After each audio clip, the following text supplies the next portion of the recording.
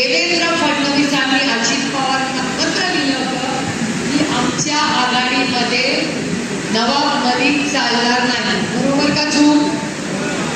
जेव्हा देवेंद्र फडणवीस नवाब मलिकांना अंतर देत होते तेव्हा नवाब मलिकांच्या बाजूनी मीडियामध्ये फक्त एक व्यक्ती बोलली होती आणि त्या व्यक्तीचं नाव सुप्रिया सुळे.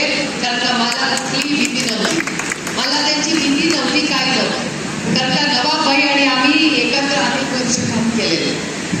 मला तरी माहिती नाही, सोयीप्रमाणे नाती जोडायची आणि सोयीप्रमाणे नाती तोडायची हे भारतीय जनता पक्षाचे संस्कार असतील एक वेळ, हे आमचे नाही.